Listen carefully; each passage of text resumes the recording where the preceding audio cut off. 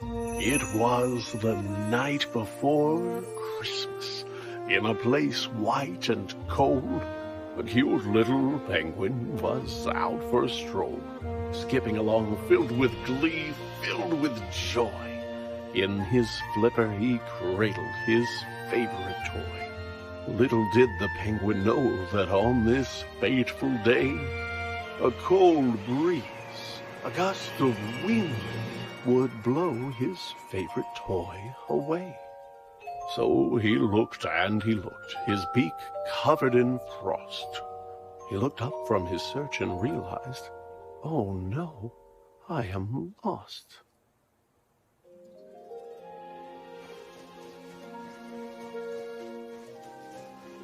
Not only his toy, but his path was gone too.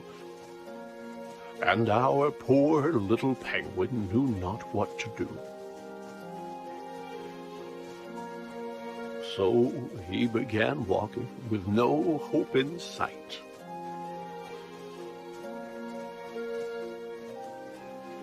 Until, from a distance, he could see a small light.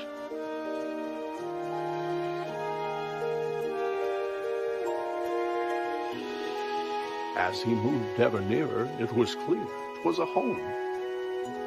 And outside, in the front, he could see a small gnome.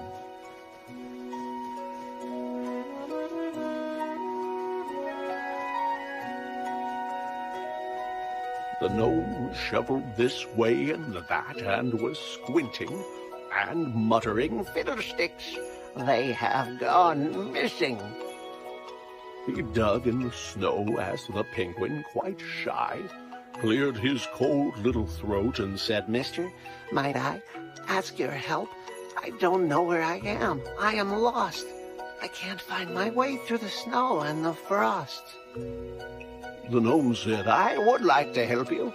I would, but my glasses are gone, and my sight isn't good. If I could but find them, if they could be found, then I could assist you. They must be around. Where did you have them last?" asked the penguin, so cute. The gnome thought and answered, "While gathering fruit, I was out picking berries, and the snow, how it fell. It frosted my lenses. I couldn't see well. I removed them to wipe them, but they slipped from my hand. And now they are gone. So you must understand that were I to guide you, you might go astray. If I can't find my glasses, I can't see the way." The lost little penguin felt sympathy for the sad, sightless gnome, and he set out once more, but instead of attempting to get home in haste, he would look for the glasses the gnome had misplaced. Maybe this rock was the place where he'd find the gnome's glasses, but no, they were nowhere behind.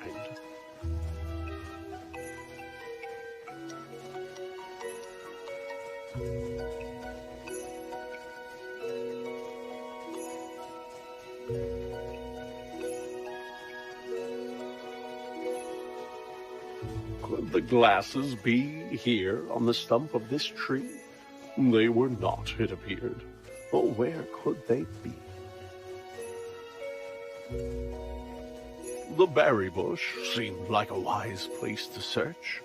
And there, on a branch, like a bird on its perch, sat the glasses, just where they had fallen. And so the penguin retrieved them and turned back to go.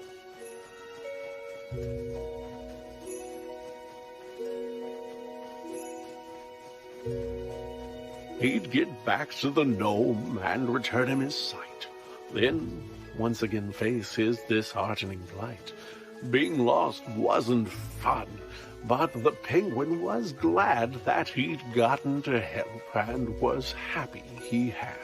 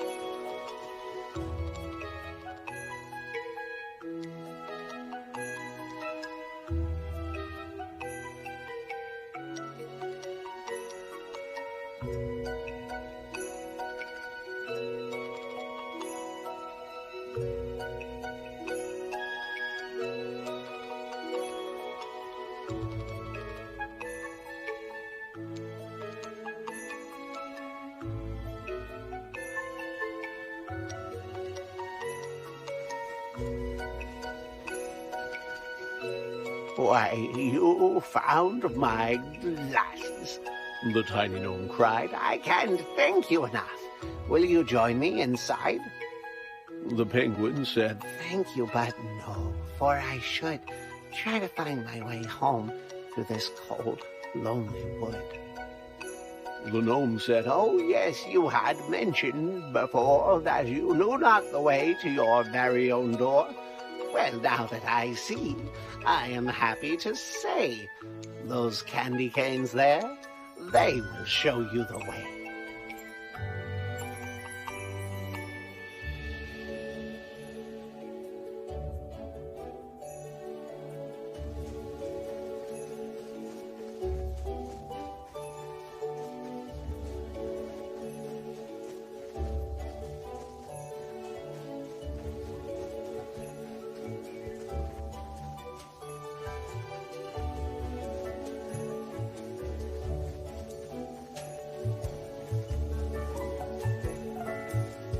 The penguin continued to walk down the track.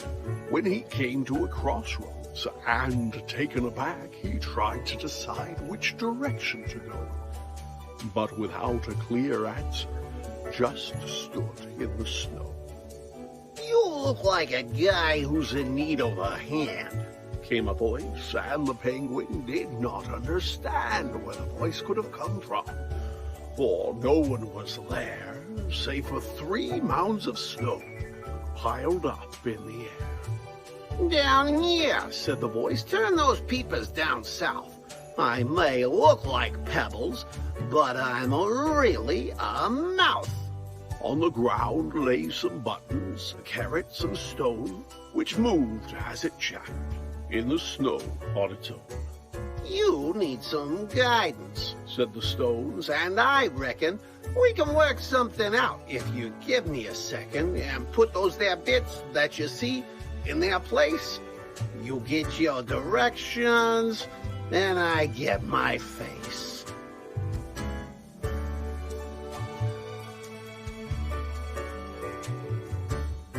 As a face maker, you've got impressive technique, said the snowman, and look, now we both got a beat. Much better, he said. This was a good plan. Let me take a good look at you, now that I can.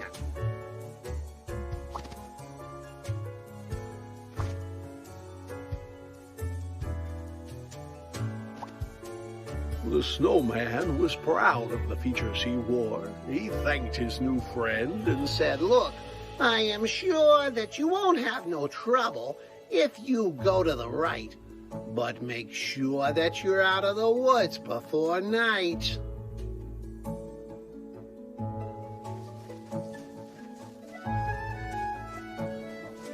The penguin did not stick around, wait, or dawdle, and set off at once, to the right with a waddle. But though he walked on just as fast as he might, soon dusk was upon him, and thereafter came night. Why, it's too dark to see, said the bird with a chill, when he tripped, and he slid down the side of a hill.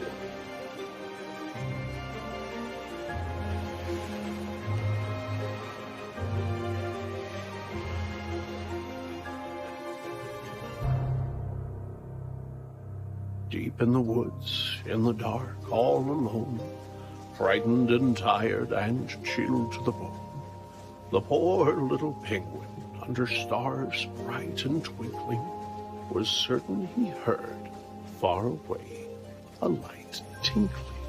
Was the sound he heard crickets? Was it ice in the trees? Or perhaps running water, or a lyrical breeze?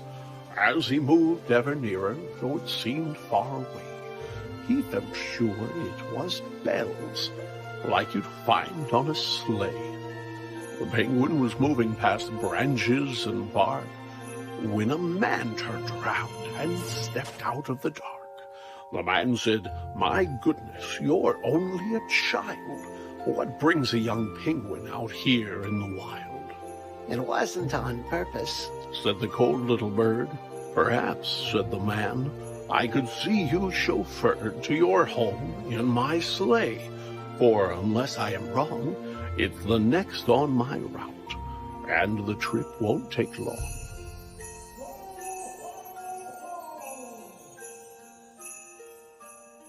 After waving goodbye to the man dressed in red, the penguin was eager to climb into bed. He was glad to be home, but his grief was still there, for his toy remained lost in the cold winter air.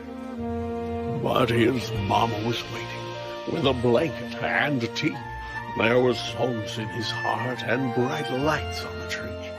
Even without his toy, he could hardly believe just how happy he was on this cold Christmas Eve.